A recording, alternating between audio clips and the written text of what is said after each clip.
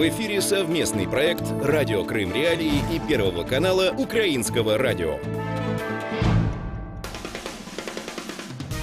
Слушайте «Радио Крым Реалии» на средних волнах. Частота 549 кГц в 7:30 утра и днем в 12:10. Теперь мы с вами 24 часа в сутки, 7 дней в неделю. Радио Крым Реалии 105,9 FM. Крымчане имеют право знать. Приветствуем радиослушателей, настроившихся на самую крымскую волну. В эфире радио Крым Реалии, у микрофона Татьяна Курманова. Слушайте нас круглосуточно на частоте 105,9 FM. Не только слушайте, но и звоните в нашу студию, задавайте вопросы нашим экспертам и высказывайте свое мнение. 8 810 06 926 044 490 31 18. Тема дня. Будем говорить сегодня о реформе медицины, которую запланировали в Севастополе. Поможет ли слияние медучреждений росту качества медицины, как это повлияет на финансирование больниц и кто в итоге окажется с минимальным медицинским обеспечением. Все эти темы обсудим в ближайшие полчаса. Крым в центре внимания. Итак, директор департамента здравоохранения российского правительства Севастополя Антон Бахлыков 1 августа собрал журналистов на пресс-конференцию, чтобы рассказать о реформировании медицины, которое намереваются привести в городе. По его словам, в Севастополе готовится сокращение и слияние медучреждений, взрослые детские поликлиники, больницы, женские консультации, родильные дома, по его словам, потерять свою самостоятельность и отдельное финансирование. Принята, в общем-то, стратегия объединения амбулаторно-поликлинической помощи взрослого и детского населения под эгидой 1 и 5 больницы, где можно воспользоваться наиболее оптимальной всей структурой. То есть мы всегда подчеркиваем, что речь идет о функциональном формировании современной системы здравоохранения. По словам Антона Бахлыкова, рабочая группа должна будет до 8 августа разработать дорожную карту слияния учреждений по схеме, которую придумал Горздрав. Но на вопрос журналистов о постановлении правительства Бахлыков ответил уклончиво. Вы же прекрасно понимаете, что нет. Я вам на входе сказал, вот это называется, находится в общественном совете. Я вам дословно сказал, из нормативных документов есть только приказ о создании рабочей группы. При этом руководитель исполкома Севастопольского регионального отделения Общероссийского народного фронта Лариса Мельник называет проблемы, которые может повлечь новая реформа. У нас вызывает все это очень большие сомнения, очень много вопросов. И, между прочим, на эти вопросы, вот вы сейчас слышали, мы не можем получить конкретных ответов. Нас вроде бы начинают отвечать нам на наши вопросы, потом уходят куда-то в сторону. И забалтывается основная идея, основные какие-то темы. Из чего я делаю выводы, что и сами организаторы не очень готовы к этой реорганизации, поэтому до сих пор не понимаю, чем это для нас закончится. Ну, вы понимаете, что это таит опасность большую. Это, во-первых, соблазны огромные. Во-вторых, это сразу же рождается коррупционная составляющая. Опять же, это только наши предположения. Тоже думаю, что работы ОНФ в этом плане прибавится. Это Лариса Мельник, руководитель исполкома Севастопольского регионального объединения Общероссийского народного фронта, которая рассказала, какие, по ее мнению, есть коррупционные составляющие в возможном объединении медицинских учреждений в Севастополе. Именно об этом говорим сегодня. Звоните в студию, задавайте свои вопросы. А с нами на связи Семен Гальперин, кандидат медицинских наук, российский врач-невролог, участник митингов за доступную медицину. Доброе утро, Семен. Здравствуйте. В проекте программы развития здравоохранения Севастополя, которую, собственно, берут в основу и которую представлял Антон Бахлыков, говорится о ряде проблем в Севастополе, в управленческие проблемы, несбалансированной структуры, ну и, собственно, предлагается объединить некоторые учреждения. Как вы считаете, насколько эта схема действенна и насколько она необходима и внедрение ее необходимо в Севастополе? У нас есть московский опыт подобной реформы. Он был исключительно негативным, и под видом вот этой реорганизации и объединения происходило обыкновенное сокращение финансирования и уничтожение медицинских учреждений. Это делалось очень хитрым способом. Значит, официально было объявлено, что никакие клиники, больницы, да, не будут закрываться. Ну, они и не закрывались. Просто происходила, ну, такая хитрая схема. Значит, к одной клинике присоединяли несколько, их превращали в филиалы, а затем уже объявлялось, что филиалы, они не нужны. И филиал легко закрыть, это не вызывает никаких нареканий со стороны общественности. Вот так, можно сказать, был проведен прямой обман во время вот этой реформы. Это был 14-15 год, когда в Москве закрылось более половины всех больниц. Я думаю, проблемы те же самые. Это дефицит финансирования. Вот. Мы идем по пути оптимизации так называемого здравоохранения. И главное, на что здесь следует обратить внимание, что сразу выдает планы реорганизаторов, это полное отсутствие информации о конечных целях данной реформы. Нигде не было в Москве, во всяком случае, и не было в других регионах информации о том, что будет в конечном итоге получено. До какой степени будет реорганизована система здравоохранения, сколько останется медицинских учреждений, какого вида, и какую, собственно, можно будет помощь получать в государственной системе здравоохранения. И это правильно. Уточняется лишь, что в состав медицинской службы Севастополя на сегодня входит 25 юрлиц, а необходимо, и из них 20 оказывают медицинскую помощь. И судя по этим документам, которые есть в сети, да, в проекте программы развития здравоохранения Севастополя, видно, что будут сокращать эти учреждения, и они потеряют самостоятельность, в первую очередь, финансовую. Насколько это критично, на ваш взгляд? Мне трудно оценить ситуацию в Севастополе, но по итогам московской реорганизации, в результате такой оптимизации, да, и объединения и закрытия филиалов потом, значительно сильно пострадала медицинская помощь, резко ухудшилось качество и особенно снизилась доступность бесплатного здравоохранения. Фактически людей вынудили в большинстве случаев переходить на обращение в частные медицинские клиники и перейти к пользованию платной медициной. А качество медицинской помощи при этом улучшилось ли? В большинстве случаев наоборот. Потому что, понимаете, вот эти объединения, они в Москве происходили совершенно бессмысленно. Там не было никакого обоснования, почему, скажем, там какой-то хирургической клинике присоединяли роддом, инфекционное отделение. Часто они находились даже на значительном отдалении, да, добраться пациенту из одного филиала уже в другой было весьма сложно.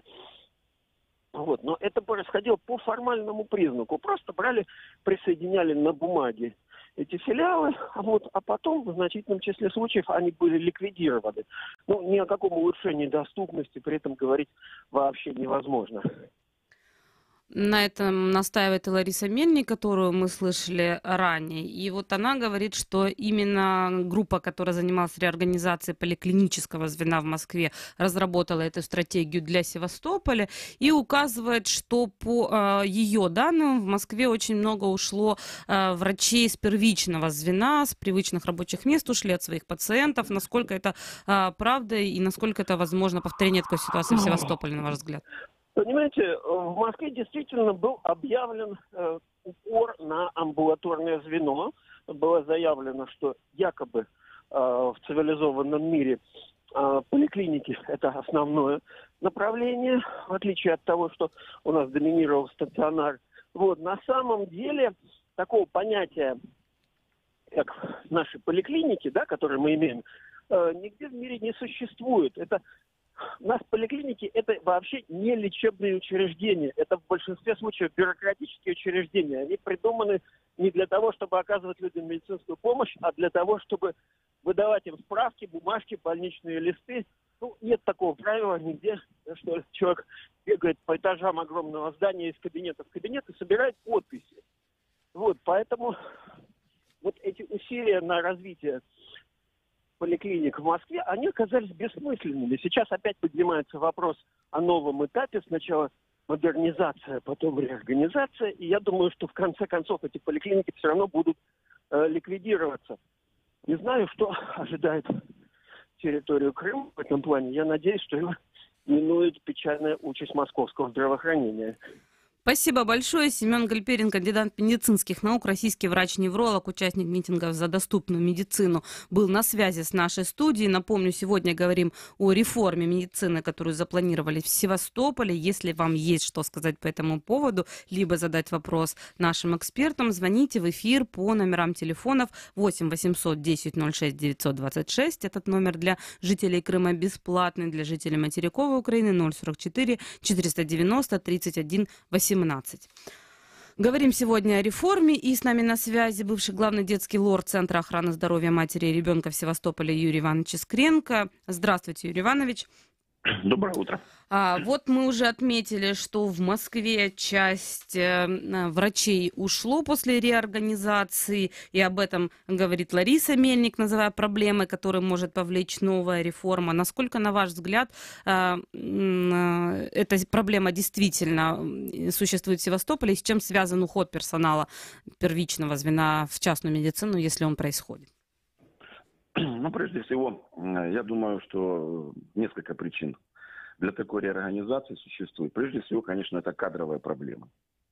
Отсутствие врачей, среднего медицинского персонала, который работает непосредственно с больными, и уход многих врачей, выходящих на пенсию, сразу после выхода на пенсию, они уходят из медицины. В Украине такого не было. У нас пенсионеры довольно много работали после выхода на пенсию. По статистике порядка 30% врачей было врачей-пенсионеров.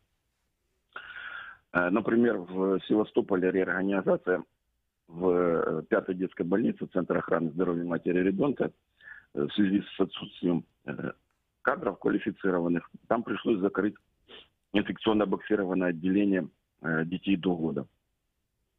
Это востребованное отделение на 40 коек.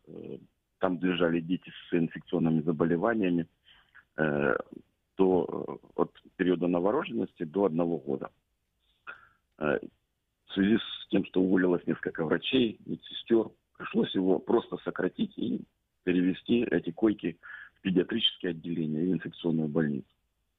На данном этапе другие причины еще существуют. Ну, вот, конечно, уменьшение финансирования здравоохранения и некоторые там внутренние проблемы.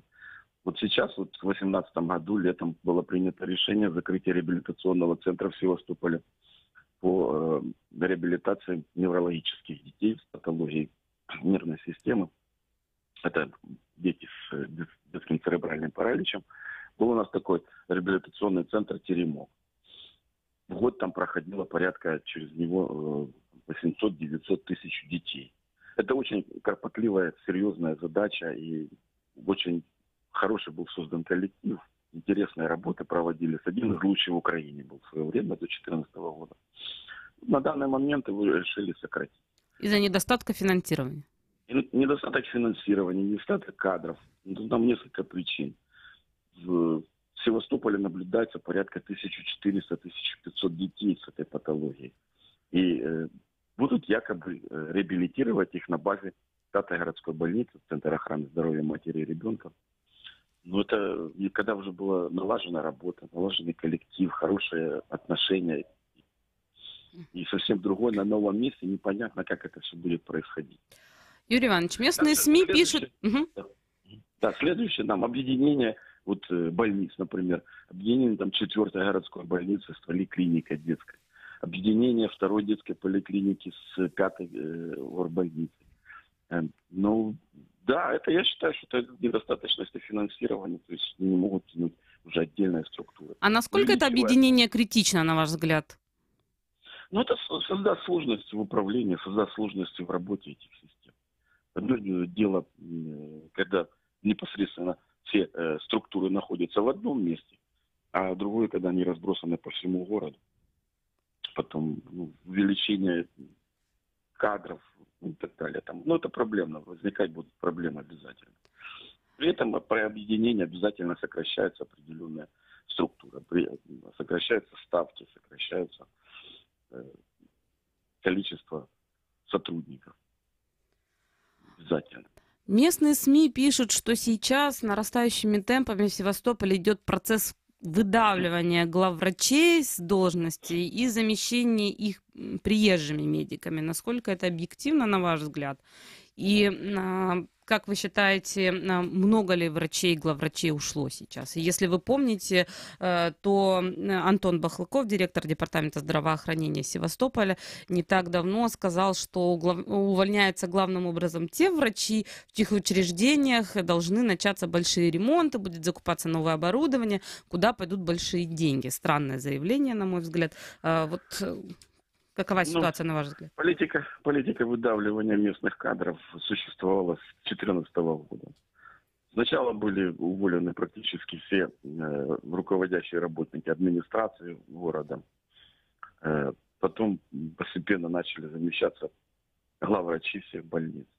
5-я больница наша сразу была практически еще в июле месяце 2014 года был уволен главный врач Токарев Анатолий Григорьевич, прекрасный главный врач, отлично с ним работали.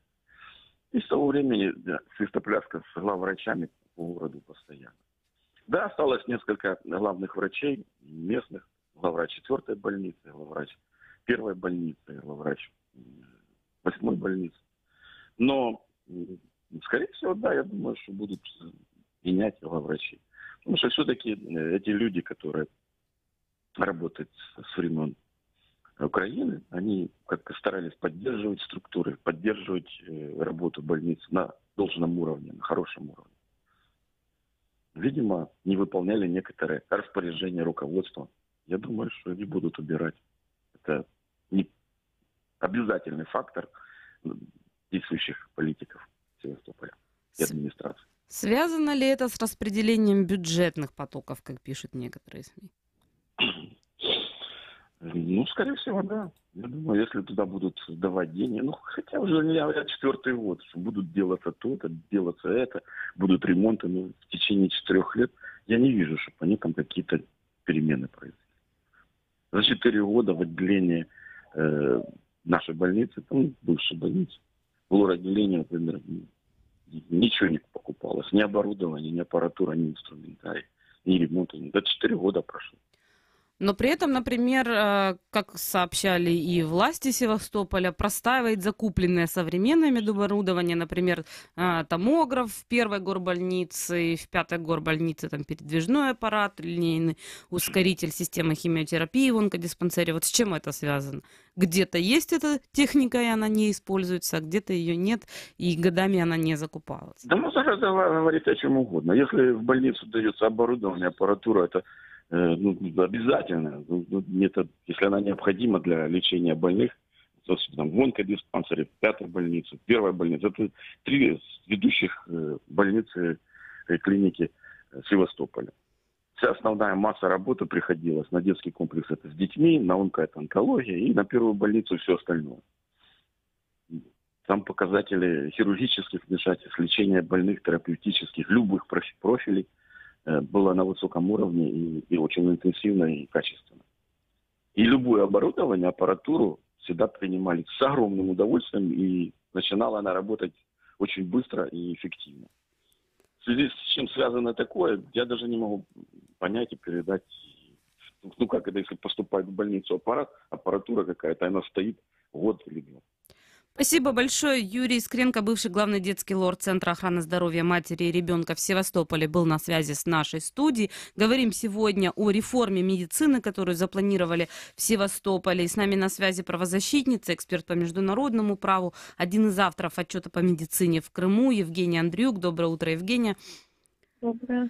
Сегодня цитировали мы уже директора департамента здравоохранения Севастополя Антона Бахлыкова, и вот он заявлял неоднократно, что процесс модернизации медотрасли в Севастополе происходит непросто, и по его словам, это он уже признает, что заметные изменения произойдут только ближе к 2020 году. На ваш взгляд, вот после проведенного исследования, какие именно болевые точки были выявлены, и вот почему, какие причины к ним приведшие, почему медицина в Севастополе и, в частности, в Крыму в целом находится на таком уровне? Мы в нашем отчете сравнивали состояние медицины с тем, как оно было раньше, но в том числе мы в первую очередь смотрели на международные стандарты и на обязательства России по международному праву. Поэтому тут у нас был специфический фокус, и те моменты, которые мы обозначали, их несколько. Первый из них – это доступ к медицине в связи с системой здравоохранения, в связи с так называемой системой ОМС, который затруднен из-за того, что в больницах принимают только тех людей, у которых есть полисы страхования. И даже если человек зарегистрирован, но у него нет физически на руках полиса, его могут выгнать и не предоставить медицинскую помощь. И в таком случае все, на что человек может рассчитывать, это только частные клиники, где, естественно, не всегда есть средства, чтобы оплатить медицинскую помощь. Следующий момент, о котором мы говорим, это стандарты лечения, опять же, в системе страховой медицинской помощи в Российской Федерации. Из-за того, что это страховая помощь, расписаны очень четкие стандарты лечения на каждую болезнь, на каждый страховой случай, и врачи обязаны ему следовать как по лекарствам, так и по самой терапии. И из-за этого, опять же, из-за того, что нельзя отклониться и предоставить индивидуальное лечение, следует много проблемных случаев из-за этого. И следующее – это большая бюрократизация, большое количество документов, которые заполняются медицинские работники, что дальше влечет очереди, и то, что дальше влечет, опять же, усложненный доступ в связи вот со всем этим бюрократическим аппаратом. В целом мы говорим о том, что эти все изменения произошли из-за введения российской системы здравоохранения, и вот в этих моментах ухудшился и доступ к медицине, и качество медицины. Мы говорим еще и о лекарствах в нашем отчете, и также немножко мы затрагивали и ретровирусные эпидемии, как гепатит, ВИЧ-инфекцию и туберкулез, которые, судя по тем интервью, которые мы брали, опять же, ситуация в этой области тоже стала ухудшаться. Проблема кадров, насколько велика в вашем отчете, отмечалось ли это, поскольку вот мы говорили про программу, например, «Земский доктор», и, по словам наших спикеров, из Севастополя разъезжаются врачи-фельдшеры, которые приезжали сюда по этой программе. Да, нехватка ресурсов и в целом такой вот проблемы структурные, особенно с кадрами. Это одна из значительных проблем, о которой говорили практически все интервьюируемые нами люди. Несмотря на то, что Россия декларировала повышение зарплат, и, возможно, так оно и было в первый год-полтора, то сейчас зарплаты значительно уменьшились, и в связи со всеми этими сложностями в системе, которые я писала, люди массово уходят из профессии и либо переходят в частные клиники из государственных, и поэтому нехватка врачей на самом деле по всему Крыму, правда, очень серьезная. Вы сказали о доступных лекарствах. Насколько эта проблема велика в России? В Севастополе и в Крыму, в частности. Да, и опять же, это одна из таких болевых точек и из проблемных вещей. И тут, опять же, связь с тем, что закупки делаются официально через государственную систему. Опять же, они завязаны на системе страховой помощи, и врачи, и больница мало имеют свободы, чтобы отступить от этого. А также в связи с тем, что затруднена доставка, по крайней мере, раньше это так объяснялось до постройки Керченского моста, пока ситуация никак не поменялась, да, в связи с тем, что нужно заранее подать там заявки, только потом привозятся эти лекарства, и другие уже не доставляются. Это с одной стороны, с другой стороны, качество лекарств, российских лекарств, а обычно по системе страховой медицинской помощи в России это российские отечественные лекарства, и аналоги врачи фактически не не разрешают или не могут использовать их украинские либо иностранные. Качество российских медикаментов, к сожалению, хуже, по крайней мере, из того, что мы установили. Спасибо большое. Евгения Андрюк, правозащитница, эксперт по международному праву, была на связи с нашей студией в эфире радио Крым Реалии.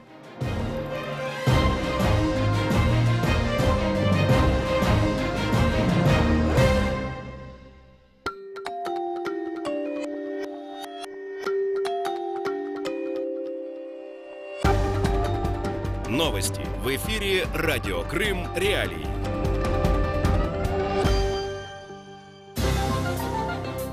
Здравствуйте, в студии Снежана Старовицкая. Главное к этому часу. Бывшие украинские судьи в Крыму не имеют права работать в России, заявил Полозов. В России сообщают о снижении объема вылова рыбы в Черном и Азовском морях. Авиарейс из Симферополя в Петербург экстренно сел из-за родов на борту. Сейчас подробнее. Бывшие украинские судьи, которые присягнули России после аннексии Крыма, не имеют права работать в российских судах как иностранные граждане. Об этом в эфире радио Крым Реалии заявил российский адвокат Николай Полозов. По российскому законодательству иностранные граждане не могут являться судьями, но они, как говорят, мы написали отказ от гражданства, значит, мы не граждане. Хотя процедура выхода из гражданства Украины, она совершенно другая. Ни по одному крымскому судье этому не сделано. Полозов добавил, что бывшие украинские судьи в Крыму переняли у российских коллег неправосудную практику. Десятки тысяч чиновничьих деклараций в Украине не будут соответствовать данным реестра. Об этом в эфире канала 112 Украина заявил замглави антикорупційного комітету народний депутат Ігор Попов. Виявилося, у нас реєстри не такі акуратні, як хотілося би. Особливо права на нерухоме майно, особливо в місті Києві. І тут буде засада, тому що у нас виявиться, що, мабуть, десятки тисяч декларацій будуть не відповідати даним реєстру. По его мнению, обязательно нужно проверить декларации лиц, которые находятся на ответственных должностях. В Азово-Черноморском бассейне почти на 6700 тонн снизился объем вылова рыбы в сравнении с прошлогодними показателями, сообщает пресс-служба Росрыболовства. Вылов в Азово-Черноморском бассейне снизился на более чем 6500 тонн. Рыболовецкие суда выловили меньше хамсы и тюльки, и в то же время вылов шпрота вырос на почти 2000 тонн. В начале июля сообщалось, что объемы вылова рыбы снижены более чем на 8000 относительно прошлогодних показателей. Самолет российской авиакомпании «Россия», летевший из Симферополя в Санкт-Петербург, экстренно приземлился в Ростове-на-Дону после того, как на борту родила женщина. Как сообщают российские информагентства, роды принимали пассажиры и члены экипажа воздушного судна. После приземления женщина с новорожденным ребенком была отправлена в больницу в Ростове. Остальные пассажиры были доставлены в Санкт-Петербургский аэропорт Пулково. Сегодня в Крыму днем по прогнозам 30 выше 0, ясная погода, в районе Чингара и Новоалексеевки до плюс 31 без осадков. Керченская переправа и все 3 пункта пропуска на админгранице с Крымом работают в штатном режиме. В студии Снежана Старовицкая. Оставайтесь на волне Крым Реалии.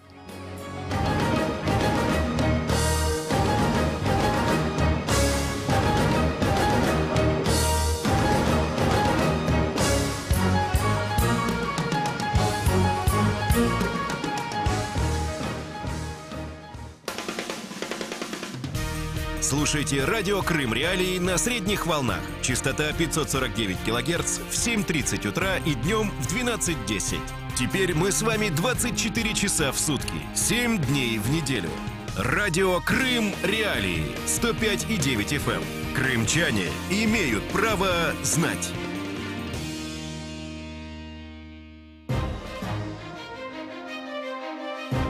Продолжается эфир радио Крым Реалии. У микрофона Татьяна Курманова. Слушайте нас круглосуточно на частоте 105,9 FM.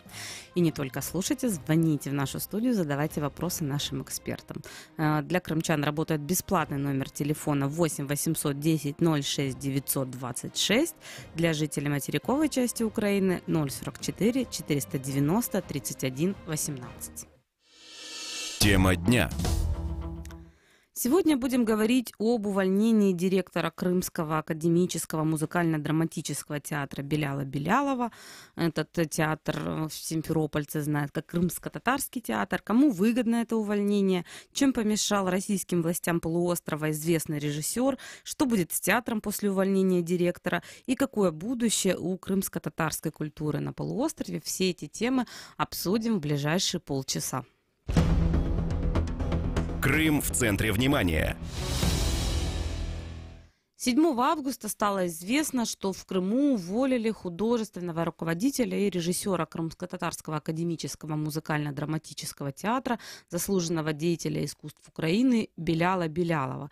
Напомню, что он работал в Крымско-татарском академическом музыкально-драматическом театре с 1989 года, а стал его художественным руководителем и директором в 1994 году. Многие крымчане знают этот театр, особенно крымские татары, поскольку это был единственный в Крыму крымско-татарский муздрамтеатр, который ставил постановки на крымско-татарском языке. И уже собралось большое количество актеров, которые высказались против подобного решения властей Крыма. Неизвестно, почему именно увольняют Беляла Белялова. Есть информация, что ему вменяют некие финансовые нарушения на 33 миллиона рублей, 23 из которых якобы не целевое использование. И также его обвиняют в невыполнении госзаказа, что именно предъявляет Белялу Белялову, узнаем у главы Меджлиса крымско-татарского народа Рифата Чубарова. Доброе утро, Рифат ага. Что именно вменяет, по вашим данным, Белялу Белялову? Вы знаете, там нет особой необходимости вчитываться в то, что ему вменяют. Сегодня Крым оккупированный, и российский оккупационный режим, включая и оккупационное следствие, тем более ФСБ, тогда, когда они для себя принимают решение, что тот или иной житель Крыма должен быть лишен свободы или подвергнут судебному преследованию, или тогда, когда им показывают на таких людей, они быстро и оперативно выполняют свое задание. И в случае с Белялом Беляловым сегодня ни у кого нет никаких сомнений, и насколько я владею информацией, люди даже не обсуждают о том, какими такими мотивациями обставляется увольнение или принуждение к увольнению Беляла Белялова. Люди говорят о том, что теперь настала очередь таких людей, как и Белял Белялов. Людей, в данном случае Белял Белялов — это один из известнейших и, наверное, наиболее таких творчески потенциальных режиссеров Крыма.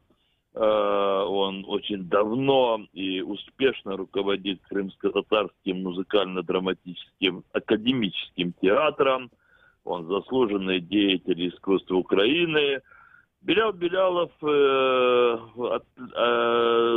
относится к категории людей, которые ради сохранения того дела, которое им поручено, он пытался максимально лавировать. Он не выступал открыто против оккупации Крыма, но он и не удовлетворял в той мере, насколько оккупанты от него ожидали их. То есть он пытался максимально, скажем так, уходить от полного подчинения оккупантам. Они это чувствовали. И теперь пришло его время. Беляла Белялова называли человеком Ремзи Ильясова. Насколько оправдано это именование? И возможно ли связано это его увольнение с тем, что Ремзи Ильясова сейчас отправили в отставку? В какой-то мере да, потому что когда освободили Ремзи Ильясова, но это абсолютно другой тип человека, в отличие от Беляла Белялова. В случае с Ремзи Ильясовым мы имели ситуацию, когда человек полностью перешел на услужение к оккупантам, и его, скажем, отставка была связана с тем, что он раз за разом не оправдывал те надежды, которые на него возлагали оккупанты, он не оправдывал свои обещания. Речь идет прежде всего о выборах, которые один за одним проходили в оккупационном Крыму, незаконные, разумеется, выборы. И последнее – это то, что переполнило чашу терпения у русских оккупантов. Это абсолютный бойкот со стороны крымских татар незаконных выборов президента Российской Федерации в Крыму. И поэтому, вы знаете, Ремзи Ильясов был подвергнут отставке. И в какой-то мере пока дело не в том, что Ремзи Ильясов и Белял Белялов какая-то связка, а дело в том, что небольшая группа, которая служит русским оккупантам, они между собой очень конкурируют. И, видимо, ко всему недовольству русских оккупантов по отношению к Белялу Белялову еще и добавилась вот эта внутренняя конкуренция между местными коллаборантами. И поскольку Ремзи Ильясов, как говорится, ушел полностью из вот этих процессов, то те, которые возобладали, они, видимо, хотят поставить своего человека на место Беляла Белялова. А кем это может быть? Называется уже фамилии, например, Рушена Юсуфова, это сын известного крымско-татарского поэта и музыканта Резы Юсуфова. Есть ли какая-то информация, кто может быть вместо Беляла Белялова на этой должности? Знаю несколько фамилий, я не буду их пока называть, они нуждаются в каком-то подтверждении, но даже дело не в этом. Дело в том, что я не хотел бы их озвучиванием уже людей, скажем так, причислять к той категории, которые, как можно этих людей назвать, если они займут место Беляла Белялова. Я еще раз хочу сказать, Белял Белялов – это максимально одаренный творческий человек. Можно по-разному относиться к его некоторым таким житейским ситуациям, но то, что он возродил крымско-татарский театр, не он, конечно, один. Максимально с творческим коллективом, не будем забывать, что там очень большой творческий коллектив, который в этих неимоверно таких невыносимых условиях, он позволяет и помогает крымско-татарскому народу сохранять свою культурную, этническую идентичность. Это то, что раздражало и вызывало ненависть по отношению к Белялу Белялову, русских оккупантов. Теперь они найдут совершенно иного человека. Это человек, который будет выполнять роль известного изделия и после использования будет в абсолютно короткие сроки выброшен. Русские оккупанты, я в этом не сомневаюсь, поставили задачу не просто сменить режиссера, они хотят уничтожить крымско-татарский театр, и поэтому они будут подбирать тщательно человека, и они найдут такого, который в силу своей покорности он будет осуществлять эту задачу убийства крымско-татарского театра. Но все-таки руководитель театра, творческая должность, для чего необходима была коллаборантом смена главы этого театра? С чем вы это связываете? С возможной русификацией крымских татар? Но в какой-то мере вы сами начали освещать, и мне хотелось начать, что вы меня так и не услышали. Дело в том, что все то, что сохраняется оккупантами в оккупированном ими Крыму, оно должно полностью соответствовать их задаче. То, что касается в отношении крымско-татарского народа, это задача полного подчинения оккупантам крымских татар, а если это не удастся, то полное их вытеснение со своей земли. Но даже полное подчинение это не означает установление каких-то параметров, которые бы позволяли сохраняться крымским татарам.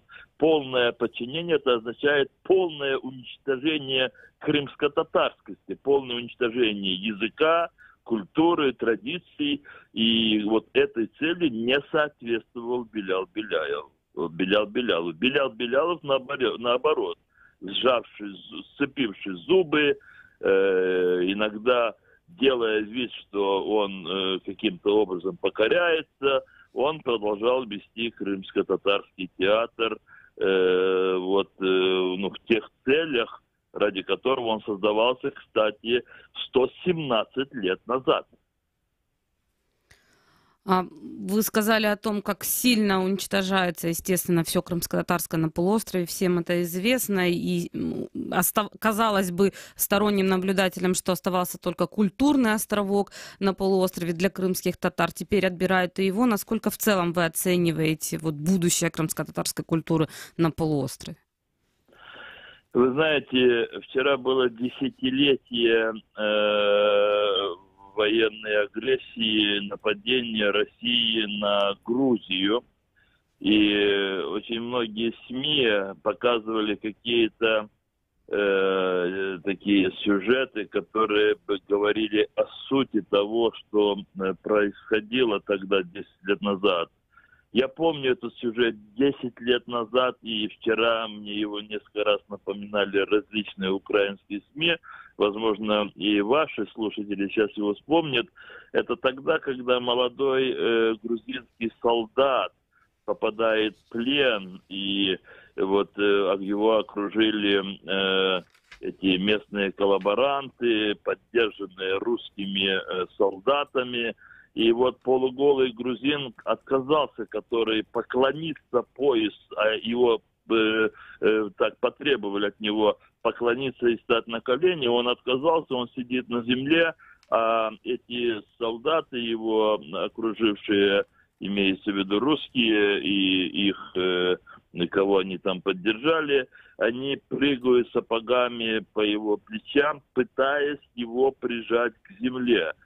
Вот что-то сейчас подобное происходит в Крыму. И то, что делают русские оккупанты с крымскими татарами, с этническими украинцами, это вот задача такого, просто абсолютного покорения уже не территории, да, территория оккупирована, но покорение людей, подчинение их ихним целям, ихним задачам. И, к сожалению, такая ситуация в Крыму будет продолжаться. И я не вижу из этого другого выхода, как усиление международного давления на Российскую Федерацию, как страну-агрессора. И вы обратите внимание, что сегодняшнее состояние уже России такое, что эти санкции, которые бы дополнительно принимались, они действительно могут выступить в качестве таких, которые заставят Россию уже подчиняться международному праву. И вы обратили, ваши слушатели, скорее всего, обратили внимание, что последние заявления Соединенных Штатов Америки, в частности о том, что в течение нескольких месяцев будут предприняты дополнительные санкции в отношении финансового сектора, уже начали лихорадить экономику России, и резко упал рубль, и этот процесс продолжается. Нам необходимо делать все для того, чтобы международное давление на Россию усиливалось. Иначе мы, как вчера грузины, и через 10 лет будем говорить о том, насколько катастрофична ситуация на занятых русскими оккупантами территориях. Рифат Ага, говоря об уничтожении культуры крымских татар на полуострове, нельзя не вспомнить ситуацию с Бахчисарайским дворцом. Вот напомните нашим слушателям, какая там сейчас ситуация с Ханским дворцом, насколько эта реставрация уже испортила достояние полуострова и крымских татар в частности.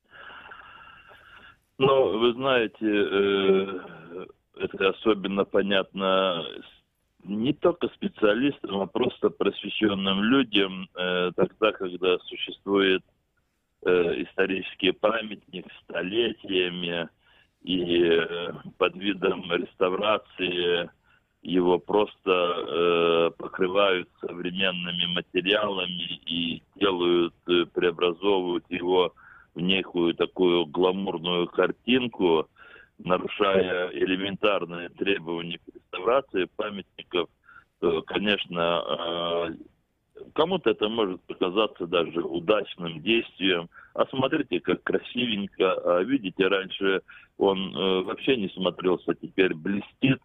и радуют глаз. Я допускаю, что такие тоже могут быть оценки, но для ваших слушателей, чтобы вы просто понимали, что такое реставрация, когда преследуются действительно цели спасти памятник и при этом сохранить его вот такой, знаете, идентичность и принадлежность к тому времени, когда он был воздвигнут.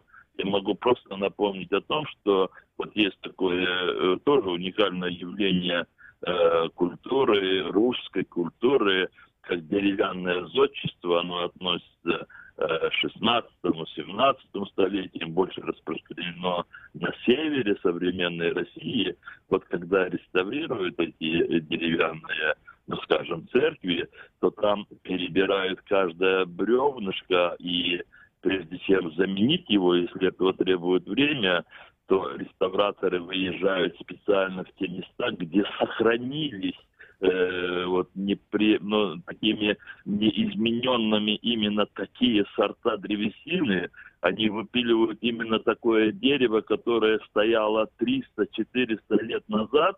Они его по тем же технологиям приводят в необходимое состояние и потом только меняют это бревнышко. А ведь могли просто вылить там в ближайшем железобетонном заводе железобетонных изделий некую балку и заменить туда, и она будет стоять вообще 1000 лет.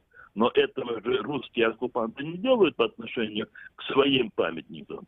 Здесь речь идет о чужих памятниках. Здесь идет о тех памятниках, которые не жалко. Тем более это продолжение той политики, это продолжение той отношения, которые Крым и крымско-татарские памятники испытывали на протяжении более чем 235 лет с момента первой аннексии Крыма Российской империи.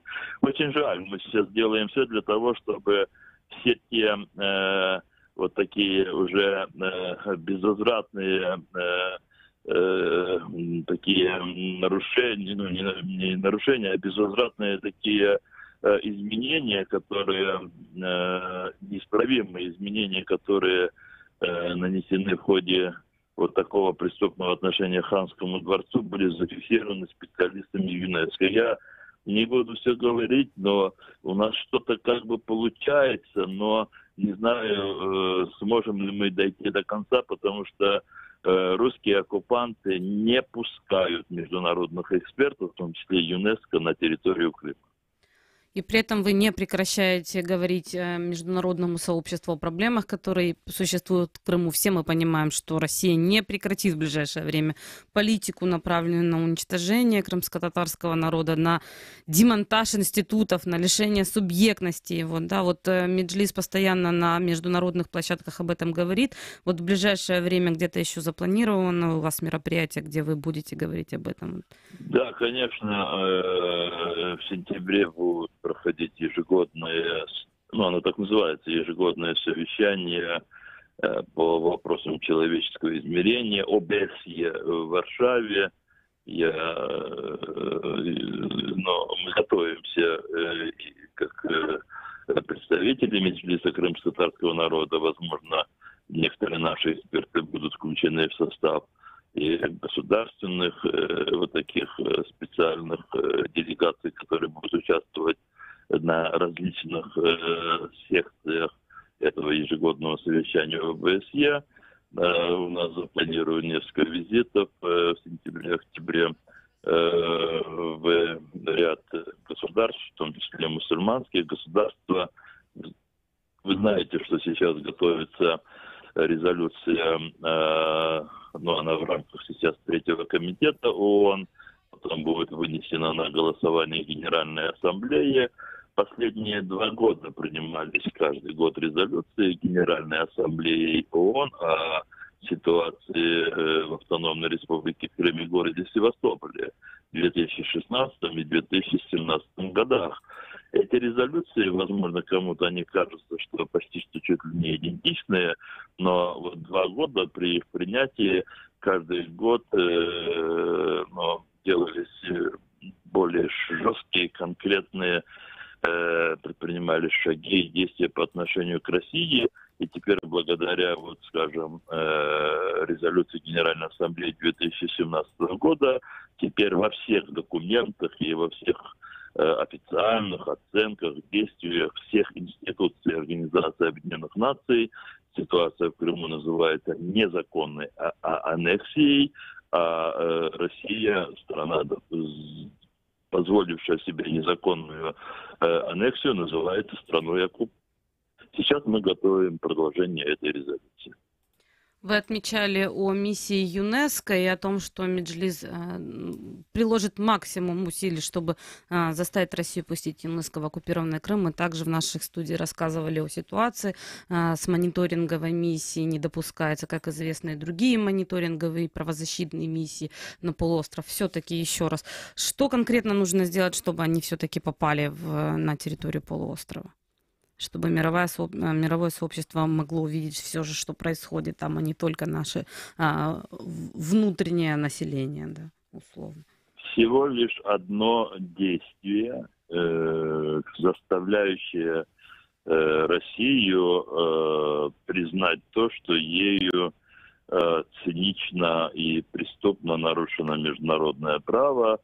И, не всего лишь одно действие, цепочка таких действий, которые заставят Россию признать свои действия такими, которые противоречат международному праву, и этим самым признать, не признать Россию. Россия это сама прекрасно понимает, их страна агрессор, что Крым является частью украинской территории.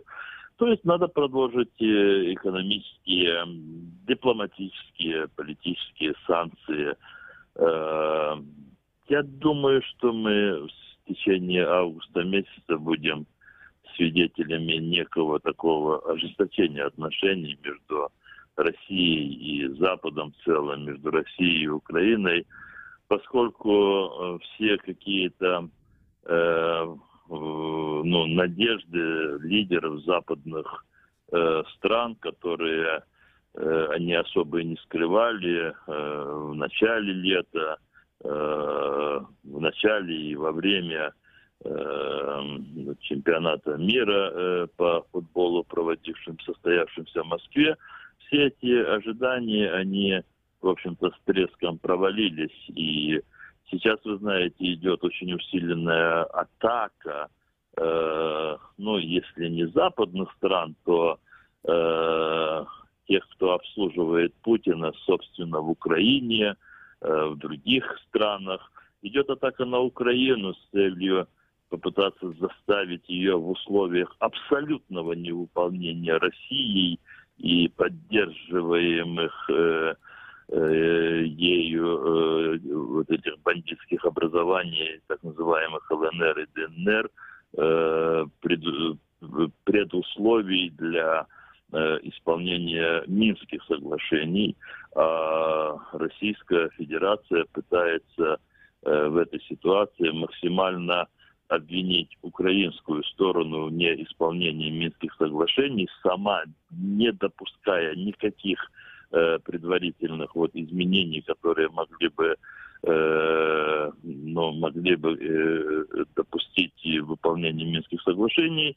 И украинское государство, в целом украинское общество сейчас будет испытывать очень сильное моральное давление, поскольку Украина будет благодаря очень таким активным усилиям российской стороны, ее будут пытаться показать как страну виновную в срыве Минских договоренностей. Это что-то подобное они пытались сделать в Грузии 10 лет назад.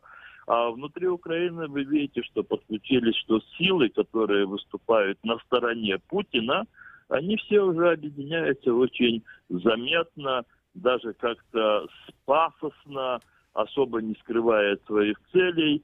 Посмотрите последнее интервью Виктора Медведчука и тех людей, которые приводят его к одному из таких главных действующих лиц в Украине накануне президентских и парламентских выборов. Спасибо большое, Рифат Абдурманович. Рифат Чубаров, глава Меджлиса крымско-татарского народа, был на связи с нашей студией. Сегодня говорили мы не только об увольнении художественного руководителя и режиссера Крымско-татарского академического музыкально-драматического театра Беляла Белялова. Подробности читайте на нашем сайте Крым Реалии. Читайте, звоните в наши эфиры, пишите в Твиттере, предлагайте свои темы программ, заходите всегда на наш сайт и настраивайте свои приемники на частоту 105,9 FM и слушайте нас круглосуточно.